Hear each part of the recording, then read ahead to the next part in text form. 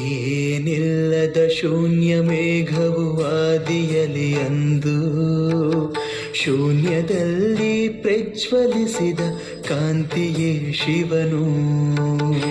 ಏನಿಲ್ಲದ ಶೂನ್ಯ ಮೇಘವು ಆದಿಯಲಿ ಅಂದು ಶೂನ್ಯದಲ್ಲಿ ಪ್ರಜ್ವಲಿಸಿದ ಕಾಂತಿಯೇ ಶಿವನು. ತಾನೇ ಸ್ವಾವಲಂಬಿಯು ಸಂಕಲ್ಪದಿ ಹೊಳೆದು ಸ್ವಯಂ ಪ್ರಕಾಶದಿಂದಲೇ ಹೊರಹೊಮ್ಮಿದ ಬೆಳಕು. ಅಲ್ಲೂ ಎಲ್ಲೋ ಭಾಗಿಯಾಗದ ಅಪ್ರಮೇಯನು, ಯಾವ ರೂಪವೂ ಇಲ್ಲದವನು ನಿರಾಕಾರನು. ತಾನೇ ತಂದೆಯು ತಾನೇ ತಾಯಿಯು ತನಗೆ ತಾನೇ ಹುಟ್ಟಿದವನು. ಪರಮಪಿತನೇ ಆಗಿ ನೆಲೆಸಿದ ಜ್ಯೋತಿರ್ಲಿಂಗ ಸ್ವರೂಪನು. ಏನಿಲ್ಲದ ಶೂನ್ಯ ಮೇಘವು ಆದಿಯಲಿ ಅಂದು ಶೂನ್ಯದಲ್ಲೇ ಪ್ರಜ್ವಲಿಸಿದ ಕಾಂತಿಯೇ ಶಿವನು.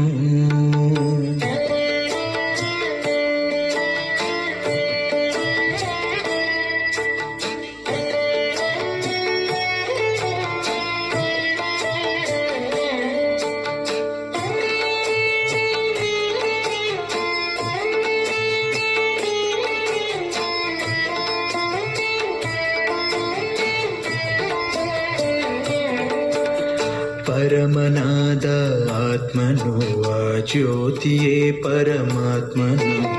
ವ್ಯಾಪ್ತಿಯಲ್ಲಿ ನೀ ಧಗಧಗ ಪರಂಧಾಮನೀಯ ವ್ಯಕ್ತನು. ಪರಂಧಾಮ ನಿವಾಸಿಯು ಪರಂಧಾಮನಾಗಿ ಲೀಲೆಯು. ಸ್ಫೂರ್ತಿಯಲ್ಲಿ ತಾನಾಯಕ ಸರ್ವಶಕ್ತಿವಂತ ಮೂರ್ತಿಯು. ವಿಶ್ವರಚನೆಗೆ ಆದಿಯು ಸಂಕಲ್ಪ ಶಕ್ತಿ ನಿಪೂರ್ತಿಯು. ದಿವ್ಯ ಗುಣಗಳ ರಾಶಿಯು ಅಲಾತ್ಮಗಳಲ್ಲೇ ಜನಿಸಿದೆ. ಶಿವ ಪರೇಶನ ಹೋಲಿಕೆಯಾಗಿ ಆತ್ಮದಿ ವಿಕಸಿತನು ನೀ. ಪರಮಾತ್ಮನ ಬೆಳಕಾಗಿಯೇ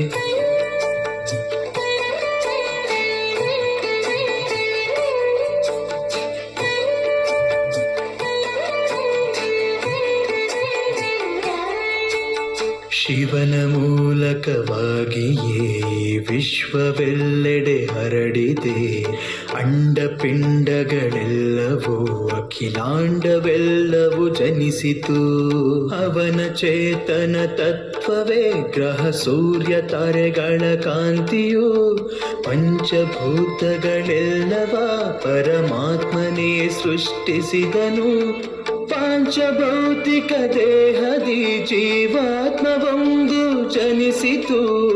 ಎಲ್ಲವೂ ಅವನದೇ, ಅವನಿಲ್ಲದೇನೂ ಇಲ್ಲವು, ಏನೂ ಇಲ್ಲವು. ಸೃಷ್ಟಿಯೆಲ್ಲವೂ ನಮ್ಮದೇ, ಅವನದೇನೂ ಇಲ್ಲವೋ. ವಿಶ್ವರಹಸ್ಯವ ವಿವರಿಸಿದರು. ಓಂ ಶಾಂತಿ. ಮಧುರಾತಿ ಮಧುರ ಶಿವ ಪರಮಾತ್ಮ ತಂದೆಯ ಮಧುರ ಮಹಾವಾಕ್ಯವನ್ನು ಕೇಳೋಣ. ಇಂದಿನ ಮುರಳಿಯ ದಿನಾಂಕವಾಗಿದೆ 24/7/2026. ಪ್ರಾತಃ ಮುರಳಿ ಬಾಪ್ತಾದ ಮಧುಬನ್. ಮಧುರ ಮಕ್ಕಳೇ, ಈ ಮಹಾಭಾರತ ಯುದ್ಧದಲ್ಲಿ ಹಳೆಯ ವೃಕ್ಷವು ಸಮಾಪ್ತಿಯಾಗುವುದು. ಆದ್ದರಿಂದ ಯುದ್ಧಕ್ಕೆ ಮೊದಲೇ ತಂದೆಯಿಂದ ಪೂರ್ಣ ಆಸ್ತಿಯನ್ನು ತೆಗೆದುಕೊಳ್ಳಿ. ಪ್ರಶ್ನೆಯಾಗಿದೆ, ತಂದೆಗೆ ಮಾತೆಯರ ಸಂಘಟನೆ ಬೇಕು, ಆದರೆ ಆ ಸಂಘಟನೆಯ ವಿಶೇಷತೆ ಏನಿರಬೇಕು? ಉತ್ತರ, ಇಂತಹ ಸಂಘಟನೆ ಇರಲಿ. ಆತ್ಮಾಭಿಮಾನಿಯಾಗಿರುವ ಸಂಪೂರ್ಣ ಪುರುಷಾರ್ಥ ಮಾಡಬೇಕು. ಅವರಿಗೆ ಪಕ್ಕಾ ನಶೆ ಇರಲಿ. ನಾವು ಪಾವನರಾಗಿ ಪಾವನ ಪ್ರಪಂಚವನ್ನು ತಯಾರು ಮಾಡಬೇಕು. ಪತಿತರಾಗಬಾರದು. ಇಂತಹ ನಷ್ಟ ಮೋಹಿಗಳ ಸಂಘಟನೆ ಇದ್ದಾಗ ಚಮತ್ಕಾರ ಮಾಡಿ ತೋರಿಸಬಹುದು. ಯಾರಲ್ಲಿಯೂ ಸೆಳೆತವಿರಬಾರದು. ಮೋಹದ ಸೆಳೆತವು ಬಹಳ ನಷ್ಟವನ್ನುಂಟು ಮಾಡುತ್ತದೆ. ಓಂ ಶಾಂತಿ. ಮಧುರಾತಿ ಮಧುರ ಮಕ್ಕಳಿಗೆ ಇದು ತಿಳಿದಿದೆ. ಮಧುರ ತಂದೆಯು ನಮ್ಮನ್ನು ಸ್ವರ್ಗವಾಸಿಗಳನ್ನಾಗಿ ಮಾಡಲು ಇಲ್ಲಿ ಬಂದಿದ್ದಾರೆ. ಇದು ಮಕ್ಕಳ ಬುದ್ಧಿಯಲ್ಲಿದೆ. ಪ್ರತಿಯೊಬ್ಬರಿಗೆ ಇದನ್ನು ತಿಳಿಸಬೇಕಾಗಿದೆ. ನಾವಾತ್ಮರು ಈ ನೆನಪಿನ ಯಾತ್ರೆಯಿಂದಲೇ ಪವಿತ್ರರಾಗುತ್ತೇವೆ. ಎಷ್ಟು ಸಹಜ ಉಪಾಯವಾಗಿದೆ. ಕೇವಲ ತಂದೆಯನ್ನು ನೆನಪು ಮಾಡಬೇಕಾಗಿದೆ. ಮಕ್ಕಳಿಗೆ ತಿಳಿದಿದೆ, ತಂದೆಯು 1 ಸೆಕೆಂಡಿನಲ್ಲಿ ಮುಕ್ತಿ, ಜೀವನ್ಮುಕ್ತಿಯ ಆಸ್ತಿಯನ್ನು ಕೊಡುತ್ತಾರೆ. ಈಗ ಎಲ್ಲರೂ ಜೀವನ ಬಂಧನದಲ್ಲಿದ್ದಾರೆ, ರಾವಣ ರಾಜ್ಯದ ಬಂಧನದಲ್ಲಿದ್ದಾರೆ. ಈ ಮಾತು ತಂದೆಗೆ ಗೊತ್ತು ಮತ್ತು ಮಕ್ಕಳಿಗೆ ಗೊತ್ತು, ಇನ್ಯಾರಿಗೂ ಗೊತ್ತಿಲ್ಲ. ನೀವು ಮಕ್ಕಳಿಗೆ ಈ ನಿಶ್ಚಯವಿದೆ, ಬೇಹದ್ದಿನ ತಂದೆಯನ್ನು ನಾವು ನೆನಪು ಮಾಡುತ್ತೇವೆ ಅಂದ ಮೇಲೆ ಆತ್ಮಕ್ಕೆ ಆಂತರ್ಯದಲ್ಲಿ ಬಹಳ ಖುಷಿಯಾಗಿರಬೇಕು. ಯಾವ ತಂದೆಯನ್ನು ಅರ್ಧಕಲ್ಪದಿಂದ ನೆನಪು ಮಾಡುತ್ತಿದ್ದೀರೋ ಆ ತಂದೆಯು ಸಿಕ್ಕಿದರು. ದುಃಖದಲ್ಲಿ ತಂದೆಯನ್ನು ಸ್ಮರಣೆ ಮಾಡುತ್ತಿರುತ್ತಾರೆ. ನೀವು ಸಹ ಸ್ಮರಣೆ ಮಾಡುತ್ತಿದ್ದೀರಿ. ಈಗ ನೀವು ದುಃಖಿಗಳಾಗಿ ಸ್ಮರಣೆ ಮಾಡುವುದಿಲ್ಲ. ಯಾರನ್ನು ಇಡೀ ಪ್ರಪಂಚವು ಸ್ಮರಿಸುತ್ತದೆಯೋ ಆ ತಂದೆಯು ಬಂದಿದ್ದಾರೆ. ಇದನ್ನು ನೀವು ತಿಳಿದುಕೊಂಡಿದ್ದೀರಿ. ತಂದೆಯು ಪದೇ ಪದೇ ತಿಳಿಸಿದ್ದಾರೆ. ಇಲ್ಲಿ ನೀವು ಕುಳಿತುಕೊಳ್ಳುತ್ತೀರೆಂದರೆ ಈ ರೀತಿ ತಿಳಿದುಕೊಳ್ಳಿ, ನಾವು ಆತ್ಮರಾಗಿದ್ದೇವೆ. ತಂದೆಯು ಪರಮಧಾಮದಿಂದ ಬಂದಿದ್ದಾರೆ. ಕಲ್ಪ ಕಲ್ಪವು ತಮ್ಮ ವಾಯಿದೆಯ ಅನುಸಾರ ಬರುತ್ತಾರೆ. ತಂದೆಯದು ಇದು ಪ್ರತಿಜ್ಞೆಯಾಗಿದೆ. ಯಾವಾಗ ನೀವು ಕರೆಯುತ್ತೀರೋ ಮತ್ತು ಅರ್ಧಕಲ್ಪ ಪೂರ್ಣವಾಗುವುದೋ ಆಗ ನಾನು ಬರಬೇಕಾಗುತ್ತದೆ. ಕಲಿಯುಗದ ನಂತರ ಸತ್ಯಯುಗವಾಗಬೇಕಾಗಿದೆ ಅಂದ ಮೇಲೆ ನಾನು ಬರಬೇಕಾಗುತ್ತದೆ. ಇದು ಸಂಗಮ ಯುಗವಾಗಿದೆ. ತಂದೆಯು ಬಂದಿದ್ದಾರೆಂಬುದು ಕೇವಲ ನೀವು ಮಕ್ಕಳಿಗೆ ತಿಳಿದಿದೆ. ನೀವು ಮಕ್ಕಳು ಸಹ ಸರ್ವಿಸ್ ಮಾಡುತ್ತೀರಿ. ದಿನ ಪ್ರತಿದಿನ ಪರಿಚಯ ಕೊಡುತ್ತಾ ಹೋಗುತ್ತೀರಿ. ಎಲ್ಲರಿಗೆ ತಂದೆಯ ಪರಿಚಯ ಸಿಗುತ್ತಾ ಹೋಗುತ್ತದೆ. ಇಲ್ಲಿ ನೀವು ಕುಳಿತಿದ್ದೀರಿ. ನಿಮಗೆ ತಿಳಿದಿದೆ, ಬೇಹದ್ದಿನ ತಂದೆಯಾದ ಶಿವ ತಂದೆಯು ನಮಗೆ ಪುನಃ ಬೇಹದ್ದಿನ ಆಸ್ತಿಯನ್ನು ಕೊಡಲು ಬಂದಿದ್ದಾರೆ. ನೀವು ಬಾಬಾ ಬಾಬಾ ಎಂದು ಹೇಳುತ್ತೀರಲ್ಲವೇ, ನಾವು ಶಿವ ತಂದೆಯ ಬಳಿ ಬಂದಿದ್ದೇವೆ. ಶಿವ ತಂದೆಯು ಹೇಳುತ್ತಾರೆ, ನಾನು ಕಲ್ಪದ ಹಿಂದಿನ ತರಹ ಸಾಧಾರಣ ತನುವಿನಲ್ಲಿ ಬಂದಿದ್ದೇನೆ. ಇದನ್ನು ಮರೆಯಬಾರದು. ಯಾವ ತಂದೆಯಿಂದ ಪತಿತರಿಂದ ಪಾವನರಾಗುತ್ತೀರೋ ಅಂತಹ ತಂದೆಯ ನೆನಪನ್ನೇ ಮಾಯೆಯು ಮರೆಸಿಬಿಡುತ್ತದೆ. ನಿಮಗೆ ತಿಳಿದಿದೆ, ಸರ್ವರ ಸದ್ಗತಿದಾತನು ಒಬ್ಬರೇ ಸದ್ಗುರುವಾಗಿದ್ದಾರೆ. ಸಿಖ್ಖರು ಸಹ ಸತ್ ಶ್ರೀ ಅಕಾಲ ಎಂದು ಹಾಡುತ್ತಾರೆ. ಪತಿತ ಪಾವನನಿಗೆ ಸದ್ಗುರುವೆಂದು ಹೇಳಲಾಗುತ್ತದೆ. ಹೇ ಪತಿತ ಪಾವನ ಎಂದು ಕರೆಯುತ್ತಾರೆ. ಆತ್ಮವೇ ಕರೆಯುತ್ತದೆ. ನಾವು ಸನ್ಮುಖದಲ್ಲಿ ತಂದೆಯೊಂದಿಗೆ ಮಿಲನ ಮಾಡಲು ಬಂದಿದ್ದೇವೆ ಎಂಬುದನ್ನು ನೀವು ತಿಳಿದುಕೊಂಡಿದ್ದೀರಿ. ದೊಡ್ಡ ದೊಡ್ಡ ವ್ಯಕ್ತಿಗಳು ಒಬ್ಬರು ಇನ್ನೊಬ್ಬರನ್ನು ಮಿಲನ ಮಾಡಲು ಹೋಗುತ್ತಾರೆಂದರೆ ಅವರಿಗೆ ಎಷ್ಟು ಮಹಿಮೆಯಾಗುತ್ತದೆ. ಬಹಳ ವಿಜೃಂಭಣೆಯಿಂದ ಖುಷಿಯ ವಾದ್ಯಗಳನ್ನು ಮೊಳಗಿಸುತ್ತಾರೆ. ಆದರೆ ಇಲ್ಲಿ ಗುಪ್ತ ವೇಷದಲ್ಲಿ ಯಾರು ಬಂದಿದ್ದಾರೆ ಎಂಬುದನ್ನು ಕೇವಲ ನೀವೇ ತಿಳಿದಿದ್ದೀರಿ. ಅವರಿಗೆ ದೂರ ದೇಶದ ಯಾತ್ರಿಕನೆಂದು ಕರೆಯಲಾಗುತ್ತದೆ. ನಾವಾತ್ಮರು ಪರಮಧಾಮದ ನಿವಾಸಿಗಳಾಗಿದ್ದೇವೆ. ಇಲ್ಲಿ ಯಾತ್ರಿಕರಾಗಿ ಪಾತ್ರವನ್ನು ಅಭಿನಯಿಸಲು ಬಂದಿದ್ದೇವೆ ಎಂಬುದನ್ನು ನೀವು ತಿಳಿದುಕೊಂಡಿದ್ದೀರಿ. ಯಾವ ಒಂದೊಂದು ಶಬ್ದವನ್ನು ತಂದೆಯು ತಿಳಿಸುತ್ತಾರೆಯೋ ಅದು ಪ್ರಪಂಚದಲ್ಲಿ ಯಾರಿಗೂ ಗೊತ್ತಿಲ್ಲ. ನೀವೀಗ ತಂದೆಯಿಂದ ಕೇಳಿಸಿಕೊಳ್ಳುತ್ತಿದ್ದೀರಿ ಅಂದ ಮೇಲೆ ಅದನ್ನು ಬಹಳ ಚೆನ್ನಾಗಿ ಧಾರಣೆ ಮಾಡಿಕೊಳ್ಳಬೇಕು. ತಂದೆಯು ತಿಳಿಸುತ್ತಾರೆ, ನೀವೆಲ್ಲರೂ ಈ ಕರ್ಮ ಕ್ಷೇತ್ರದಲ್ಲಿ ಯಾತ್ರಿಕರಾಗಿದ್ದೀರಿ. ನಿಮಗೆ ತಿಳಿದಿದೆ, ನಾವು ಶಾಂತಿಧಾಮದ ನಿವಾಸಿಗಳಾಗಿದ್ದೇವೆ. ಈ ಸಾಕಾರ ಪ್ರಪಂಚದಲ್ಲಿ ಶಬ್ದದಲ್ಲಿ ಬರುತ್ತೇವೆ. ನಾವು ಶಾಂತಿಧಾಮದ ಯಾತ್ರಿಕರಾಗಿದ್ದೇವೆ. ಇಲ್ಲಿ 84 ಜನ್ಮಗಳ ಪಾತ್ರವನ್ನು ಅಭಿನಯಿಸುತ್ತೇವೆ. ಕೊನೆಗೂ ಇದು ಅಂತಿಮ ಸಮಯವಾಗಿದೆ. ಆದ್ದರಿಂದ ಹಳೆಯ ಸೃಷ್ಟಿಯನ್ನು ಹೊಸದನ್ನಾಗಿ ಮಾಡಲು ತಂದೆಯು ಬಂದಿದ್ದಾರೆ. ಇದನ್ನು ಸಹ ನೀವು ತಿಳಿದುಕೊಂಡಿದ್ದೀರಿ. ಶಿವ ತಂದೆಯು ಬ್ರಹ್ಮರವರ ಮೂಲಕ ಹೊಸ ಪ್ರಪಂಚದ ಸ್ಥಾಪನೆ ಮಾಡುತ್ತಾರೆ. ಈ ಚಿತ್ರವು ಸ್ಪಷ್ಟವಾಗಿದೆ. ಕೃಷ್ಣನ ಮೂಲಕ, ವಿಷ್ಣುವಿನ ಮೂಲಕ ಸ್ಥಾಪನೆ ಮಾಡುವುದಿಲ್ಲ. ತಂದೆಯು ಬ್ರಹ್ಮರವರ ಮೂಲಕ ಸ್ವರ್ಗವನ್ನು ರಚಿಸುವುದಕ್ಕಾಗಿಯೇ ಬರುತ್ತಾರೆ. ತಂದೆಯು ಸಾಧಾರಣ ತನುವಿನಲ್ಲಿ ಬಂದಿದ್ದಾರೆ. ಇದು ಪತಿತ ಪ್ರಪಂಚವಾಗಿದೆ. ಯಾರೊಬ್ಬರೂ ಪಾವನರಿಲ್ಲ. ಮೊದಲ ನಂಬರಿನ ಲಕ್ಷ್ಮೀನಾರಾಯಣರು ಸಹ ಪತಿತರಾಗುತ್ತಾರೆ. ಯಾರು ಪಾವನರಾಗಿದ್ದರೋ ಅವರು ಇಡೀ ವಂಶಾವಳಿ ಸಹಿತವಾಗಿ ಎಲ್ಲರೂ ಸಹ ಪತಿತರಾಗಿದ್ದಾರೆ. ನಾವು ಯಾರು ದೇವಿ ದೇವತಾ ಧರ್ಮದವರಾಗಿದ್ದೆವೋ ಅವರು ಈಗ ಶೂದ್ರ ಧರ್ಮದವರಾಗಿ ಬಿಟ್ಟಿದ್ದೇವೆ. ಬಲೆ ಅಮೇರಿಕ ಮುಂತಾದ ದೇಶಗಳಲ್ಲಿ ದೊಡ್ಡ ದೊಡ್ಡ ಸಾಹುಕಾರರಿದ್ದಾರೆ. ಆದರೆ ಸತ್ಯಯುಗದ ಮುಂದೆ ಅಮೇರಿಕ ಏನೇನೂ ಇಲ್ಲ. ಇವೆಲ್ಲವೂ ಕೊನೆಯಲ್ಲಿಯೇ ಆಗಿವೆ. ಇದು ಅಲ್ಪಕಾಲದ ಆಡಂಬರವಾಗಿದೆ. ವಿನಾಶವಂತೂ ಆಗಲೇಬೇಕಾಗಿದೆ. ನೀವು ಮಕ್ಕಳಿಗೆ ಬಹಳ ನಶೆ ಇರಬೇಕು. ಯಾವ ತಂದೆಯು ನಮ್ಮನ್ನು ಸ್ವರ್ಗದ ಮಾಲೀಕರನ್ನಾಗಿ ಮಾಡುತ್ತಾರೆಯೋ ಅವರನ್ನು ನಾವು ಮಕ್ಕಳು ನೆನಪು ಮಾಡದೇ ಇರುವುದು ಎಷ್ಟು ಆಶ್ಚರ್ಯಜನಕ ಮಾತಾಗಿದೆ. ಮಾಯೆಯು ನೆನಪು ಮಾಡಲು ಬಿಡುವುದಿಲ್ಲ ಬಾಬಾ. ಮಾಯೆಯು ನಮ್ಮನ್ನು ನೆನಪು ಮಾಡಲು ಬಿಡುವುದಿಲ್ಲವೆಂದು ನೀವು ಹೇಳುತ್ತೀರಿ. ಅರೆ, ಯಾವ ತಂದೆಯು 21 ಜನ್ಮಗಳಿಗಾಗಿ ನಿಮ್ಮನ್ನು ಸ್ವರ್ಗದ ಮಾಲೀಕರನ್ನಾಗಿ ಮಾಡುತ್ತಾರೆಯೋ ಅವರನ್ನೇ ನೀವು ನೆನಪು ಮಾಡಲು ಸಾಧ್ಯವಿಲ್ಲವೇ? ಪ್ರಜೆಗಳು ಸಹ ಸ್ವರ್ಗದ ಮಾಲೀಕರಾಗುತ್ತಾರಲ್ಲವೇ? ಎಲ್ಲರೂ ಸುಖಿಯಾಗಿರುತ್ತಾರೆ. ಈಗಂತೂ ಎಲ್ಲರೂ ದುಃಖಿಗಳಾಗಿದ್ದಾರೆ. ಪ್ರಧಾನಮಂತ್ರಿ, ರಾಷ್ಟ್ರಪತಿ ಮೊದಲಾದವರಿಗಂತೂ ಹಗಲು ರಾತ್ರಿ ಚಿಂತೆ ಇರುತ್ತದೆ. ಯುದ್ಧ ಇತ್ಯಾದಿಗಳಲ್ಲಿ ಎಷ್ಟೊಂದು ಮಂದಿ ಸಾಯುತ್ತಿರುತ್ತಾರೆ. ನೀವು ತಿಳಿದುಕೊಂಡಿದ್ದೀರಿ. ಮಹಾಭಾರತ ಯುದ್ಧವು ಪ್ರಸಿದ್ಧವಾಗಿದೆ. ಆದರೆ ಅದರಲ್ಲಿ ಏನಾಗಿತ್ತು ಎಂಬುವುದು ಯಾರ ಬುದ್ಧಿಯಲ್ಲಿಯೂ ಇಲ್ಲ. ತಂದೆಯು ನಿಮಗೆ ಬುದ್ಧಿಯಲ್ಲಿ ಕೂರಿಸಿದ್ದಾರೆ. ಮಹಾಭಾರತ ಯುದ್ಧದಲ್ಲಿ ಎಷ್ಟೊಂದು ಮಂದಿ ಮರಣ ಹೊಂದಿದರು. ಎಷ್ಟು ದೊಡ್ಡ ಮನುಷ್ಯ ಸೃಷ್ಟಿಯಾಗಿದೆ. ಆತ್ಮಗಳದು ವೃಕ್ಷವಿದೆ. ವೃಕ್ಷವು ಮೊದಲು ಹೊಸದಾಗಿರುತ್ತದೆ ಮತ್ತು ಬಹಳ ಚಿಕ್ಕದಾಗಿರುತ್ತದೆ. ನಂತರ ವೃದ್ಧಿಯಾಗುತ್ತಾ ಹೋಗುತ್ತದೆ. ನಿಮಗೆ ತಿಳಿದಿದೆ, ಮೊದಲು ದೇವತಾ ಧರ್ಮವಿದ್ದಾಗ ಎಷ್ಟು ಚಿಕ್ಕ ವೃಕ್ಷವಾಗಿತ್ತು. ಆದಿ ಸನಾತನ ದೇವಿ ದೇವತಾ ಧರ್ಮವಿತ್ತು. ಈಗ ಎಷ್ಟೊಂದು ವಿಭಿನ್ನ ಧರ್ಮಗಳಿವೆ. ಈ ಮಹಾಭಾರತ ಯುದ್ಧದ ಮೂಲಕ ಇವೆಲ್ಲದರ ವಿನಾಶವಾಗುವುದು. ಆದರೆ ಈ ಜ್ಞಾನವು ಯಾರಲ್ಲಿಯೂ ಇಲ್ಲ. ಇದು ಅದೇ ಮಹಾಭಾರತ ಯುದ್ಧವಾಗಿದೆ ಎಂದು ಬಲೆ ಹೇಳುತ್ತಾರೆ. ಆದರೆ ಇದರಿಂದ ಏನಾಗುವುದು ಎಂಬುದನ್ನು ತಿಳಿದುಕೊಂಡಿಲ್ಲ. ನೀವೀಗ ಬೆಳಕಿನಲ್ಲಿದ್ದೀರಿ.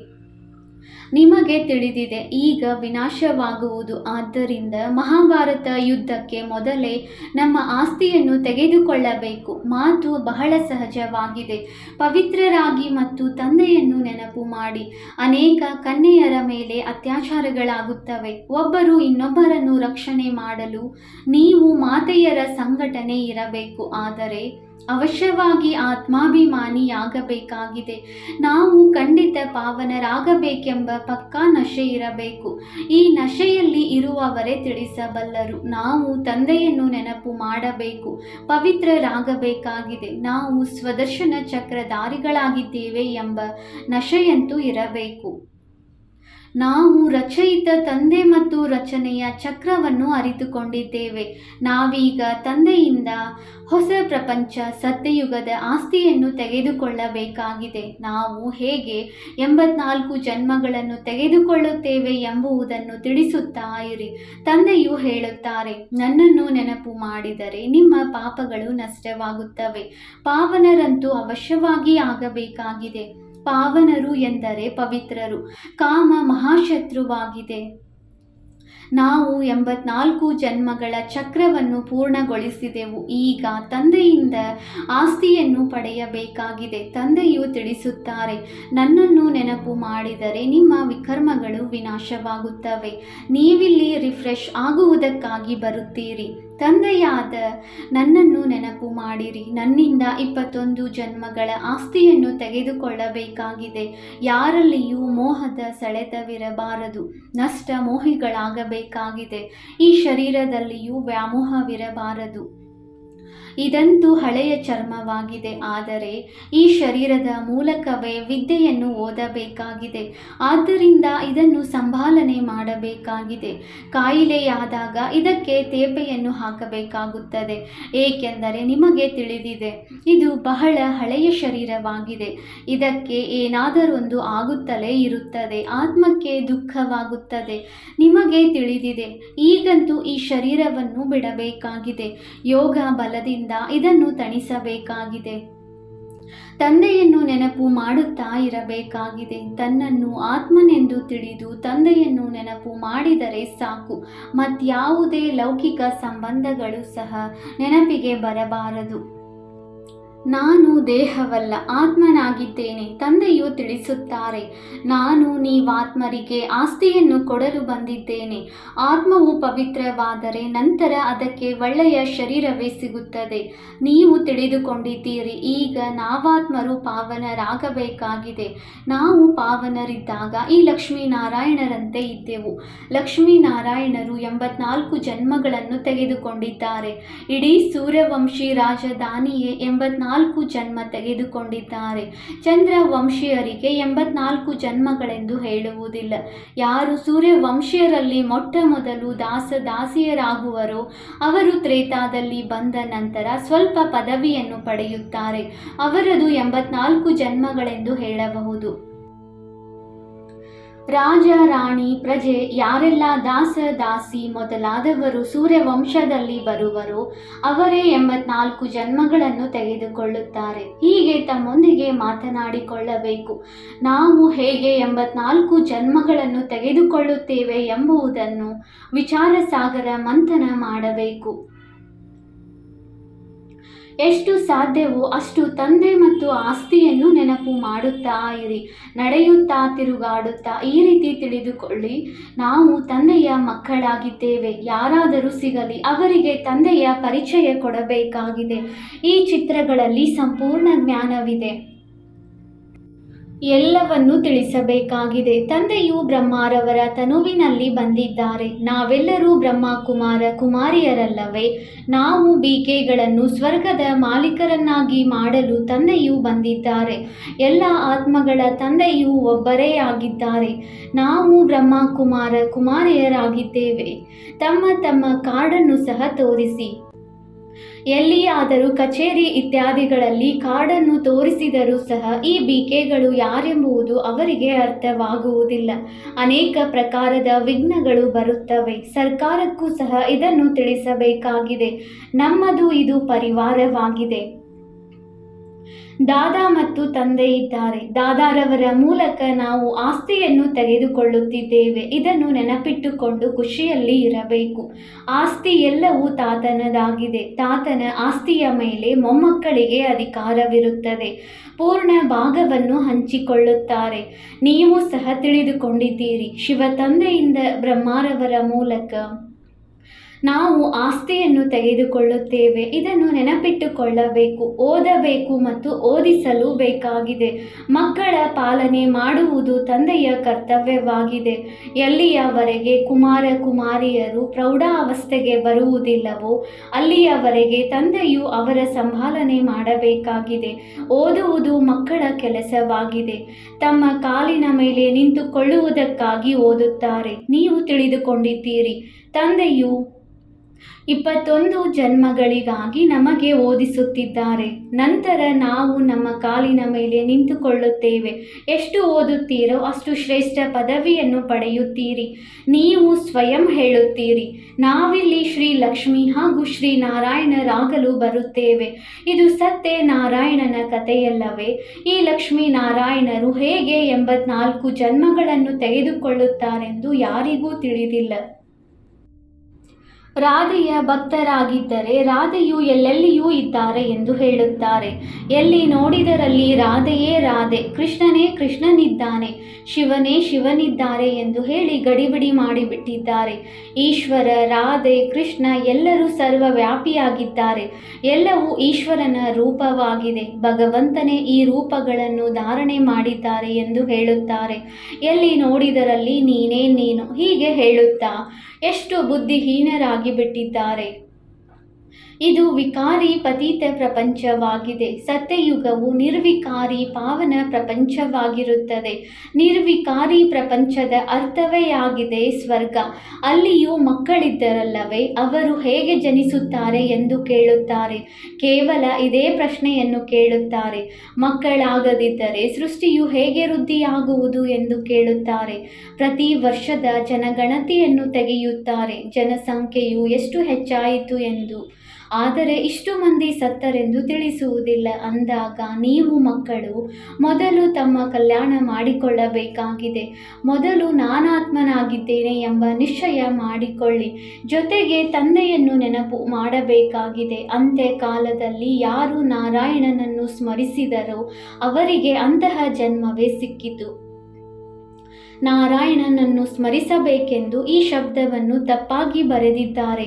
ಅಂತ್ಯ ಕಾಲದಲ್ಲಿ ಯಾರು ಶಿವನನ್ನು ಸ್ಮರಿಸಿದರೋ ಅದೇ ಚಿಂತೆಯಲ್ಲಿ ಯಾರು ಸತ್ತರೋ ಅವರು ಸ್ವರ್ಗದ ನಾರಾಯಣರಾದರು. ಅಂತ್ಯ ಕಾಲದಲ್ಲಿ ನಾರಾಯಣನ ಸ್ಮರಣೆ ಎಂದು ಏಕೆ ಹೇಳುತ್ತಾರೆ? ಕೃಷ್ಣನೇ ಜ್ಞಾನವನ್ನು ಕೊಟ್ಟಿದ್ದರೆಂದು ತಿಳಿಯುತ್ತಾರೆ. ಕೃಷ್ಣನನ್ನೇ ನೆನಪು ಮಾಡುತ್ತಾರೆ. ನಾರಾಯಣನ ಬಗ್ಗೆ ಯಾರಿಗೂ ತಿಳಿದಿಲ್ಲ. ಕೃಷ್ಣ ಜಯಂತಿಯನ್ನು ಆಚರಿಸುತ್ತಾರೆ. ಅಂದ ಮೇಲೆ ರಾಧೆಯ ಜಯಂತಿಯಲ್ಲಿ ಕೃಷ್ಣನ ಜನ್ಮವನ್ನು ಆಚರಿಸುತ್ತಾರೆ. ನಾರಾಯಣದಲ್ಲಿ ವಿಶ್ವದ ಮಹಾರಾಜ ಮಹಾರಾಣಿ ಲಕ್ಷ್ಮೀನಾರಾಯಣರ ಬಗ್ಗೆ ಯಾರಿಗೂ ತಿಳಿದಿಲ್ಲ. ಪ್ರಜಾಪಿತ ಬ್ರಹ್ಮನ ಮುಖವಂಶಾವಳಿ ಇರಬೇಕಲ್ಲವೇ? ಅವರು ಎಲ್ಲಿ ಹೋದರು? ಬ್ರಾಹ್ಮಣ ದೇವಿ ದೇವತಾಯ ನಮಃ ಎಂದು ಹೇಳುತ್ತಾರೆ. ಬ್ರಹ್ಮನ ಮುಖವಂಶಾವಳಿ ಇತ್ತಲ್ಲವೇ? ಮಕ್ಕಳು ತಿಳಿದುಕೊಂಡಿದ್ದೀರಿ. ಬ್ರಹ್ಮನ ಮೂಲಕ ಶಿವ ತಂದೆಯು ಬ್ರಾಹ್ಮಣ ಧರ್ಮವನ್ನು ಸ್ಥಾಪನೆ ಮಾಡುತ್ತಾರೆ. ಬ್ರಾಹ್ಮಣ ಧರ್ಮವನ್ನು ಬ್ರಹ್ಮನು ರಚಿಸಲಿಲ್ಲ, ಶಿವ ತಂದೆಯು ರಚಿಸಿದ್ದಾರೆ. ಇವರಂತೂ ಈಗ ಬ್ರಹ್ಮನಾಗಿದ್ದಾರೆ. ಒಳ್ಳೆಯದು. ಮಧುರಾತಿ ಮಧುರ ಅಗಲಿ ಹೋಗಿ ಮರಳಿ ಸಿಕ್ಕಿರುವ ಮಕ್ಕಳ ಪ್ರತಿ ಮಾತಾಪಿತ ಬಾಪ್ದಾದಾರವರ ನೆನಪು, ಪ್ರೀತಿ ಹಾಗೂ ಸುಪ್ರಭಾತ. ಆತ್ಮಿಕ ಮಕ್ಕಳಿಗೆ ಆತ್ಮಿಕ ತಂದೆಯ ನಮಸ್ತೆ. ನಾವು ಆತ್ಮಿಕ ಮಕ್ಕಳಿಂದ ಆತ್ಮಿಕ ತಂದೆಗೆ ನೆನಪು, ಪ್ರೀತಿ ಹಾಗೂ ನಮಸ್ತೆ ನಮಸ್ತೆ ನಮಸ್ತೆ. ಧಾರಣೆಗಾಗಿ ಮುಖ್ಯ ಸಾರ. Point number 1.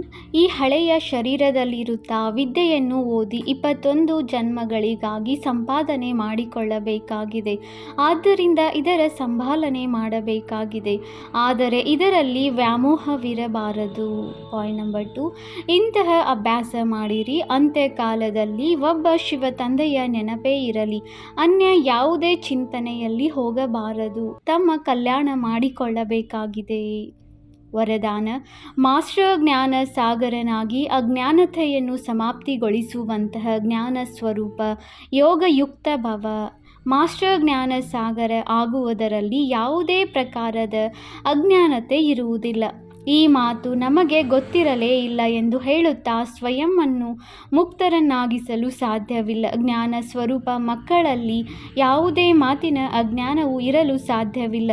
ಮತ್ತು ಯಾರು ಯೋಗಯುಕ್ತರಾಗಿ ಇರುತ್ತಾರೆಯೋ ಅವರಿಗೆ ಅನುಭವವಾಗುತ್ತದೆ. ಹೇಗೆಂದರೆ ಇದೆಲ್ಲವನ್ನು ಮುಂಚೆಯೇ ತಿಳಿದಿದ್ದೇನೆ ಎಂಬಂತೆ ಅವರು ಇದನ್ನು ತಿಳಿದಿರುತ್ತಾರೆ. ಮಾಯೆಯ ಚಂಚಂ ರಿಮ್ಜಿಮ್ ಆಕರ್ಷಣೆ ಕಡಿಮೆ ಇಲ್ಲ. ಮಾಯೆಯೂ ಸಹ ಬಹಳ ಆಕರ್ಷಣಮಯವಾಗಿ ಇದೆ. ಆದ್ದರಿಂದ ಅದರಿಂದ ಎಚ್ಚರಿಕೆಯಿಂದ ಇರಬೇಕಾಗಿದೆ.